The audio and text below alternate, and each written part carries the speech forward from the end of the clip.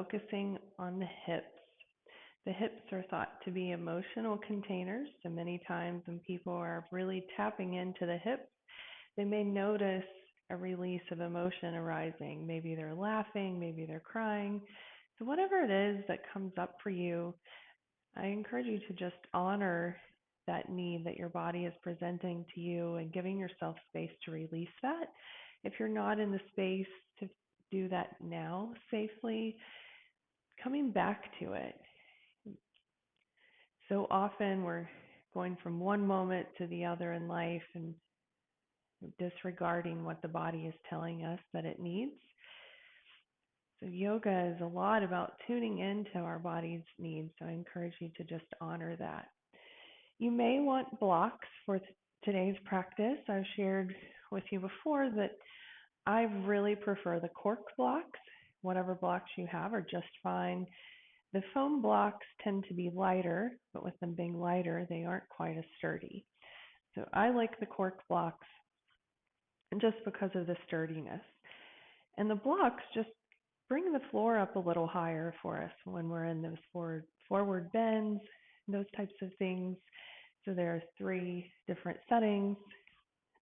You can have the block just flat in the lowest setting, a little higher, or the highest. If you don't have blocks, you can absolutely still do this practice. There are always variations available, and props aren't required to allow yourself to have variations. So just settling in on the mat, you can see that we're starting here in standing, inviting you to just come into mountain pose.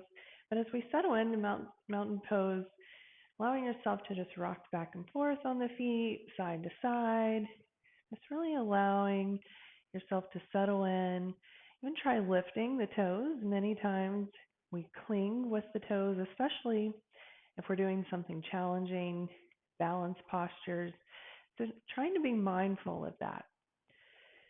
And as you settle into mountain pose, palms are opening in the direction of the front of the body, crown of the head is coming towards the sky. Allowing the shoulders on an inhale to roll up towards the ears and exhaling them down the back. Just breathing there. Maybe you allow the eyes to gently close or send the gaze to the floor, inviting an intention to arise for today's practice. Maybe it's to just simply be here. Maybe it's giving yourself permission to practice in the way that your body needs without judgment. Whatever that is, just carrying that intention with you through our practice. Taking a couple more breaths here in mountain pose. On that next inhale, the arms are reaching up and overhead. We're going to take that right wrist into the left palm, see if we can grow an inch or 2 taller. Exhaling over to the left. So it's not about how far we're bending to the left. It's about creating space along the right side of the body, breathing into the space between each of those ribs. Take a couple of breaths here. Inhaling back to center as we take the left wrist into the right palm again, so you can grow an inch or 2 taller. Exhaling over to the right. Breathing into that space that we're creating along the left side of the body between each of those ribs.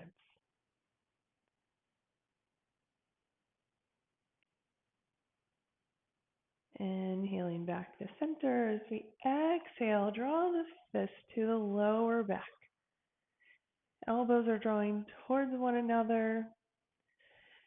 You can even use those fists to gently massage the lower back. Tapping into the hips can be great for the lower back as well.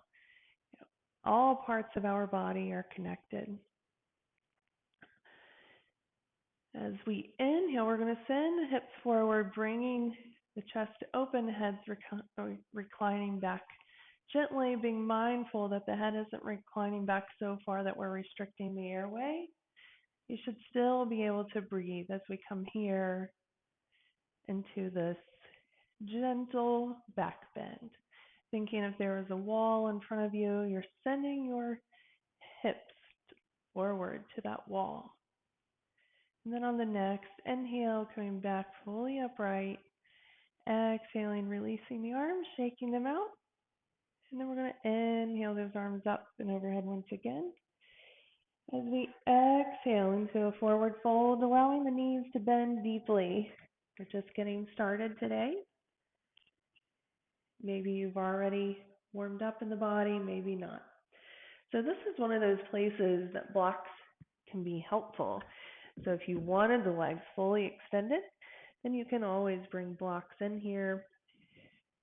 You can also tent the fingers, seeing what you really need. With that deep bend, we're going to bring the palms down to the mat, extending back through that right leg. Right leg is nice and long. We've got that left foot here. And you can keep that right leg floating, or you can bring it on down to the mat. If you bring it down to the mat, having both hands just to support it,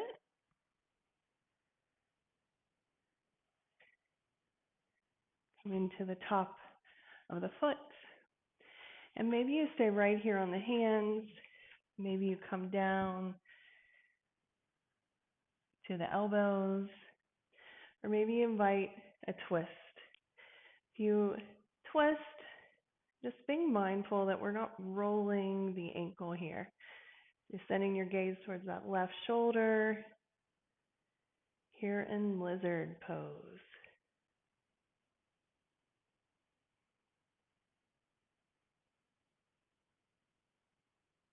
Making sure you're breathing. Coming back onto the palms if you're not already there. Extending back up through that right leg. Floating it once again. Extending into a plank. Pushing up into downward facing dog. So here in downward dog, we're going to pedal the feet, bending one leg and the other. Really tapping in to the hips. With that right foot on the mat, we're going to extend that left leg towards the sky, allowing that left leg to bend, stacking left hip over the right, sending the gaze right back towards the hips, extending that left leg out long. As we draw that left knee towards the nose, right foot settling down on the mat. As we inhale up to warrior one. So in warrior one, we have left knee over that left ankle, really keeping that stack to protect the knee. Shoulders are near parallel to the front of the mat, and you can choose where you want your hands to go. Maybe they're on your hips, maybe they're in steeple, up and overhead, or cactus arms. See what feels best.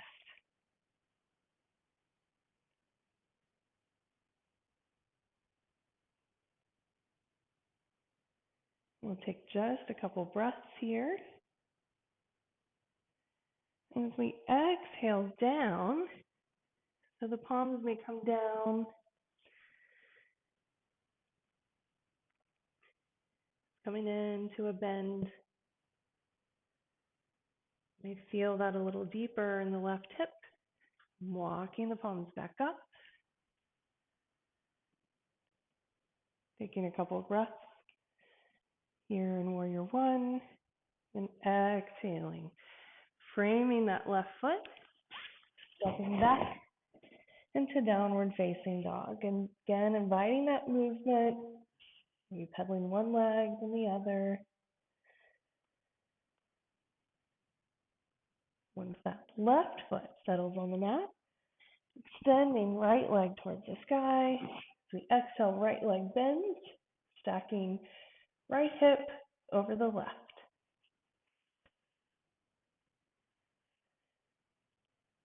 Extending that left or right leg back out on an inhale. We exhale, bringing that right foot to sit on the outside of the right hand.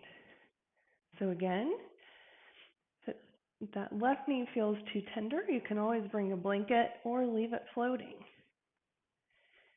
If it feels okay, allowing it to float down to the mat,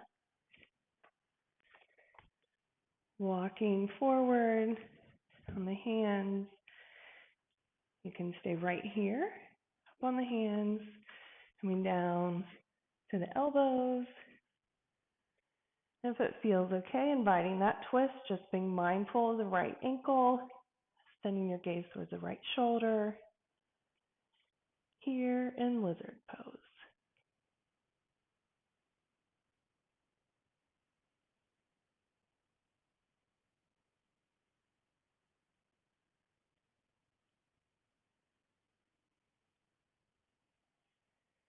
And back onto the hands.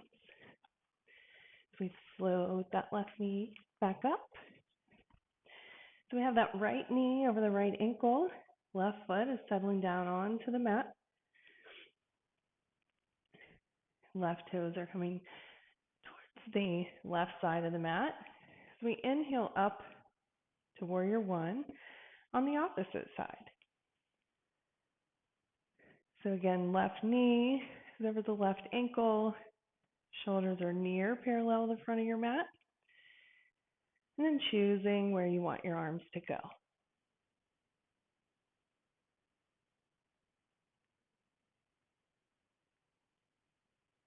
Taking a few breaths here. As we exhale over to the side, again, just taking that bend in warrior one. Just walking the palms on around so you're framing that right foot again. Stepping back into downward facing dog. Pedaling that dog out if you need. Once you're in stillness, heels floating back to the mat. We're going to extend through that left leg. We inhale, drawing the left knee towards the nose, allowing the shin to settle down on the mat. So we're extending nice and long through that right leg, still up on the toes, and then allowing the right leg to extend so top of the foot is on the mat. So really important here, if you feel that you need to adjust the right leg, don't scoot it on the mat. We don't want you to hurt your knee. So what you want to do here is coming up onto those right toes again so that the knee is off the mat and making the adjustment.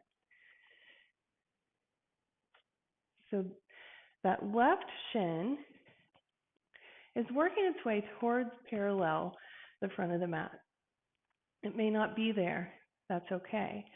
What you will find is that the closer the left foot is to the body, then it's going to take some of that intensity out of the hip. So you can stay right here on the hands. You can come down to the elbows. You can even come down, forehead resting on the hands, one stacked on top of the other. As we breathe into that left hip.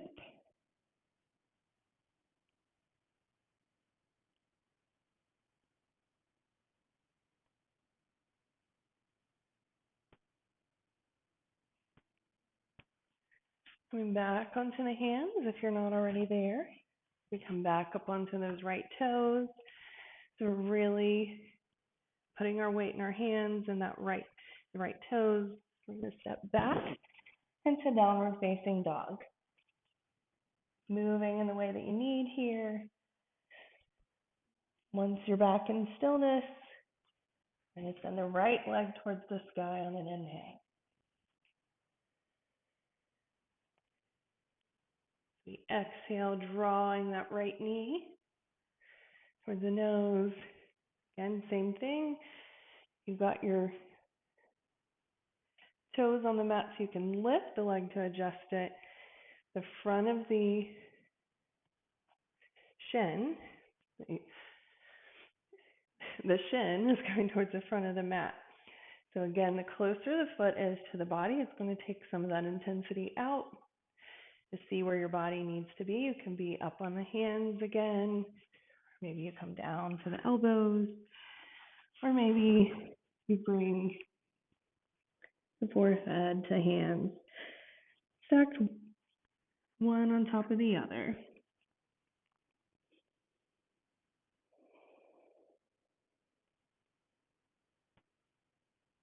Really breathing into that right hip. We'll take a couple of more breaths in this pose.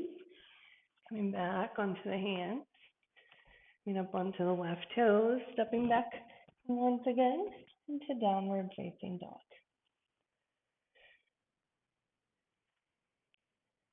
Walking the palms back towards the body so you're in a forward fold. Most important here is not about how far you're bending, really allowing the head and neck to relax. The knees can bend to support the torso, or you can work towards having them straighten the feet or under the hips. And with the chin tucked towards the chest, deep bend, slowly rolling to standing, head and neck coming up last. So the tucking of the chin towards the chest when you're rolling to standing engages the throat lock that can help to counteract that sudden change in blood pressure that can happen when we're coming up to standing from especially a forward bend, but any time that there's that shift that sometimes creates the lightheadedness. So coming to the length of your mat, and you may want blocks here, you may not, but you can grab them just in case. So walking your feet out nice and wide. Toes are pointing in the same direction as the front of the body.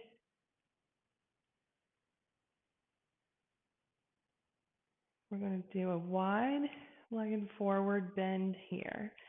So as you move forward, maybe you just come here to the blocks. Maybe you find that you want to continue to walk your feet out a little wider. Whatever feels best. We have the wrist under the shoulders here. Maybe they begin to come down to the floor. The spine is nice and long. So taking a couple of breaths here.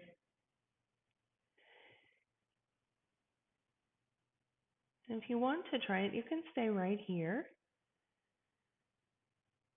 Maybe you're on the blocks, maybe you're not. You can even come to the tented fingers, remember. Gives us a little bit more room. But if you want to try it, you can begin walking the palms back under the body. Maybe the head finds the top of your mat. Maybe it doesn't. Those elbows can come in contact with the legs, providing a bit of support. You can breathe here. Always breathing. If we're not breathing, it's not yoga. Coming back up onto the palms. Walking the palms back under the shoulders.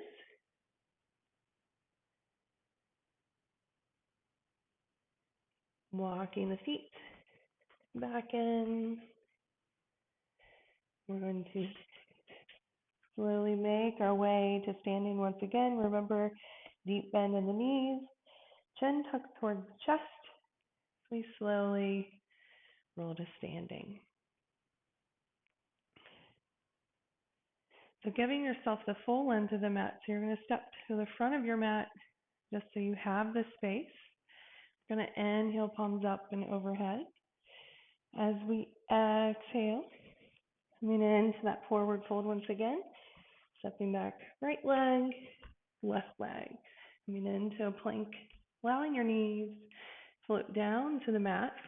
And you can keep knees close together here, or maybe the knees come wide, creating space for the torso. If you want the toes tucked, you can absolutely do so, or if you want the tops of the feet on the mat. So we're going to push back into child's pose, but instead of allowing our arms, chest, head to come down to the mat, you're going to continue floating. So it's going to be a little more challenging, but we're thinking sending our hips back.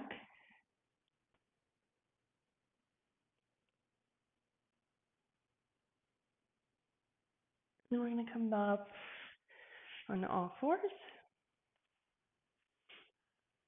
allowing yourself to come over onto one hip or the other.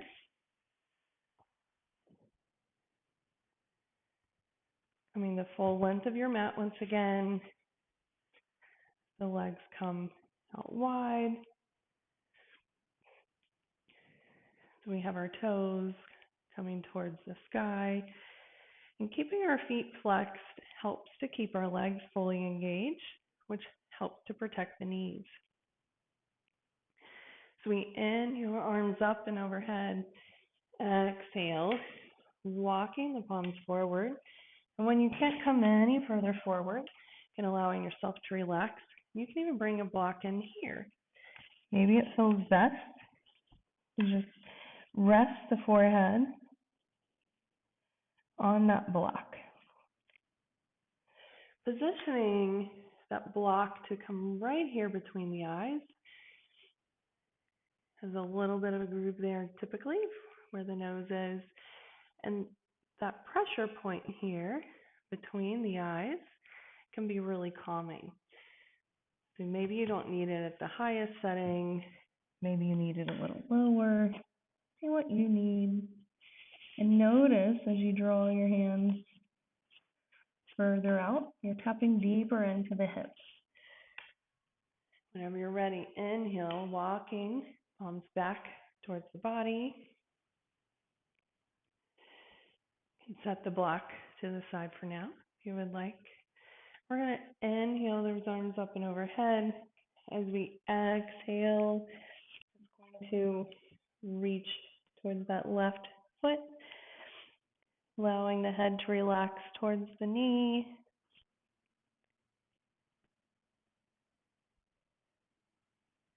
Inhale, walking, palms back towards the body. Exhaling once fully upright. Inhaling the arms up and overhead once again. We exhale, walking towards that right leg. So maybe you reach the right foot, maybe you don't. Allowing yourself to just relax towards the right knee. Taking a few breaths here.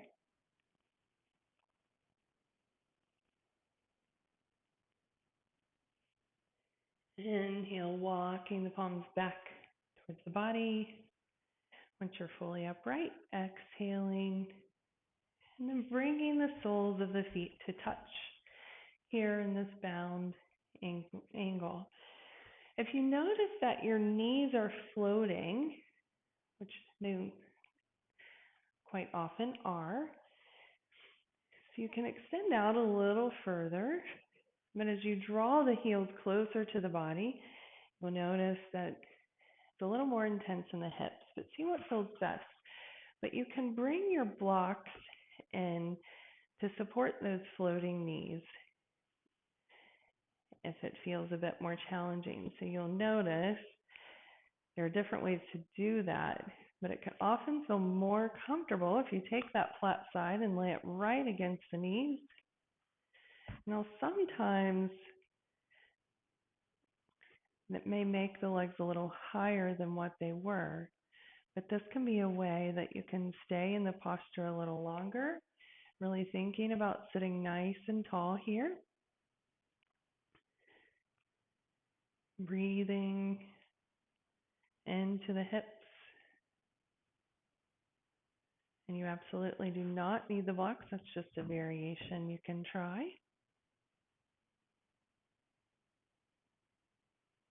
And then that exhale, next exhale, just releasing the legs long, shaking them out, making sure that you're coming the length of the mat. So we're seated nice and tall here. Legs are bent, and we're going to exhale, lowering down to the mat with some strength and control. So we don't want to just flop onto the mat. So trying to use the core to slowly lower down to the mat. If you didn't give yourself adequate room for your torso, giving yourself the time to make that adjustment now. With the knees bent, we're going to extend that right sole of the foot straight towards the sky. That right ankle is coming to sit on the left thigh. On the inhale, we're going to draw that left knee towards the body.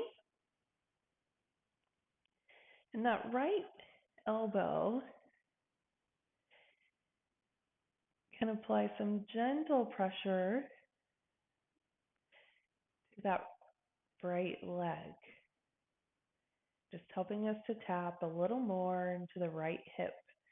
So breathing into the hip, and you may notice as you draw the left leg closer to the body, a little more intense in the right hip, a little deeper in the right hip. So take a couple more breaths here. Releasing, exhale, right sole or left sole of the foot going back to the mat. Inhaling, right sole of the foot towards the sky. As we exhale, right sole of the foot coming back to the mat so that the leg is bent. Inhaling, left sole of the foot to the sky as we exhale, left ankle to the right thigh. Same thing on this side as we inhale, drawing that right knee towards the body, the left elbow, maybe applying some gentle pressure to the left leg, just helping that knee to be a little more open.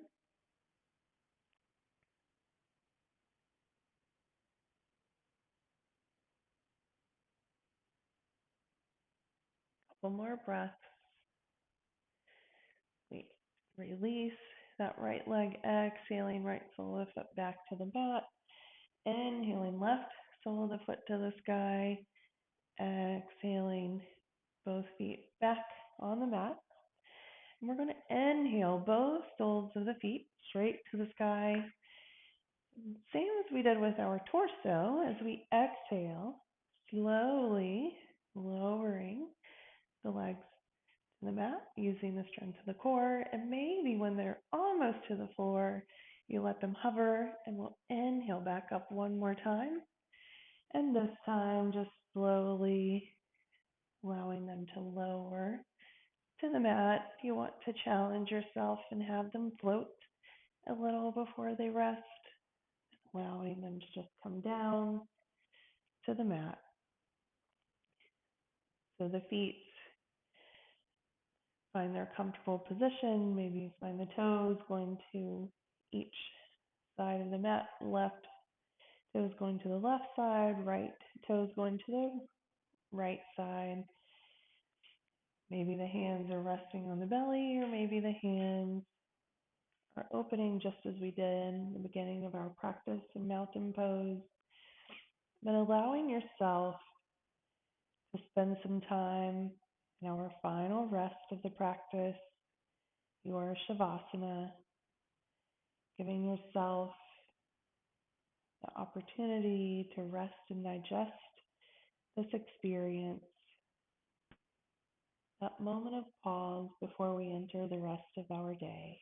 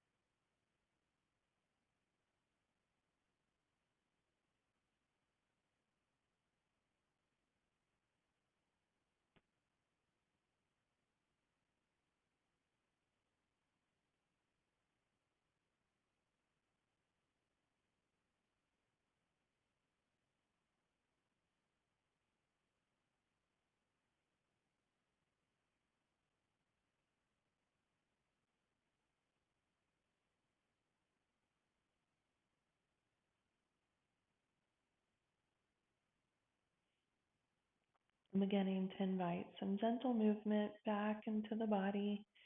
We're continuing to spend time in Shavasana if you so desire, making your way over onto one side or the other, and making your way back to seated.